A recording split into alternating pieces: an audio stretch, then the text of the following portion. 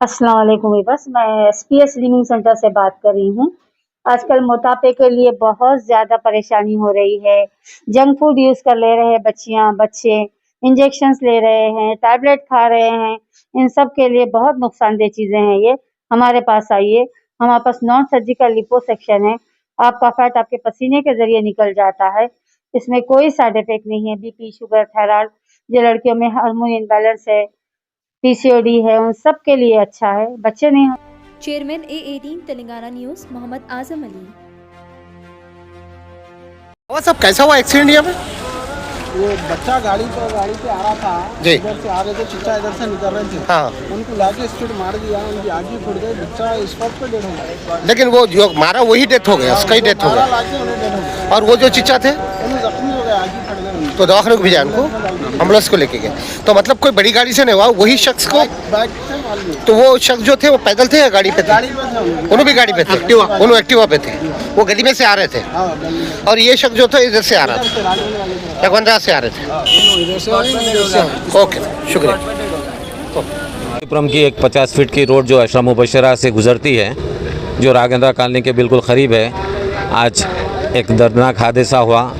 फयाज़ नामी नौजवान जो 28-30 साल के लगभग उम्र का था, वो बुलेट पर जा रहा था। हालांकि रास्ता बड़ा खुला है, उसके बावजूद महज ये अंदाज़ा है कि ओवर स्पीड की वजह से वो अपनी जान खो बैठा। अगर कुछ एहतियात करते, नौजवान बच्चे रफ्तार की अगर कम कर दे तो अपनी एक कीमती जान ऐसे आसानी से नहीं जाती। जो माँ बाप के लिए एक सरमाया थी नौजवान, वो उनकी अपनी जान जोखम में डाल के सामने वालों को भी ज़ख्मी हो गए, और ये भी ओवर स्पीड की वजह से अपनी जान चली गई। अगर एहतियात करते हुकूमत की तरह जैसा काम है, अगर हेलमेट लगा लेते और स्पीड को कंट्रोल करते, तो ये डिस्क ब्रेक की गाड़ियाँ जो शौक की गाड़ियाँ चलाते हैं, उसमें अगर हम एहतियात करें तो कीमती जानों का ये जो वाक़यात हो रहे हैं उससे बचा जा सकता है। कौन सी गाड़ी थी साहब? ये बुलेट थी गाड़ी थी। किससे? ये एक्टिवा गाड़ी थी। एक्टिवा से एक गली में से एक साहब आ रहे थे, जिससे दोनों एक दूसरे को नहीं देख सके। और नौजवान थोड़ी स्पीड थी तो उन्होंने डिस्क ब्रेक मारे गाड़ी का, जिसकी वजह से गाड़ी स्लिप हुई, गिर गए। हालांकि कोई ट्रैफिक नहीं है, बिल्कुल खुला सा रास्ता है, लेकिन हेड इंजरी ऐसी है कि लोग समझते नहीं कि सर पे अगर ज़रा सा भी ज़ख्म आ जाए तो मौत का खदशा है, बेहोश होने का खदशा है। साहब जो थे वो भी ज़्यादा, उनको भी ज़ख्मी है, दवाखाने गए हुए हैं। उनके आँख पे बड़ा शदीद ज़ख्म आया है, पेशानी पे।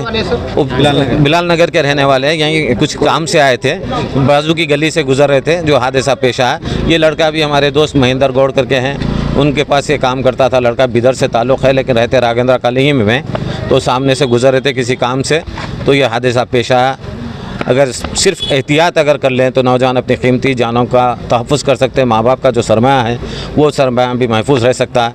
उनकी तो जान चले गई, लेकिन एक ख़ानदान को गमगज़दा छोड़कर चले जाते हैं। तो मेरी हमारे महल्ले के नौजवानों से और सबसे गुजारिश है कि अपनी रफ़्तार को धीमा रखें, कंट्रोल करें। आपके पीछे अपना अफराद ख़ानदान है, एक माँ बाप ज़ईफ़ रहते हैं, ये सब का औलाद छोटी छोटी रहती है। कुछ जल्दी जाने की ज़रूरत नहीं, 2-4 मिनट का फ़र्क हो सकता, लेकिन आप अपनी तेज़ी की वजह से अपनी जान गंवा बैठ रहे हैं। इसकी ये वतन इनका तो बिदर है, लेकिन पीछे रागेंद्रा कॉलोनी में महेंद्र गौड़ बोल के हमारे दोस्त हैं, उनके पास काम करते थे। शादीशुदा है साहब? नहीं, बैचलर हैं। बैचलर हैं।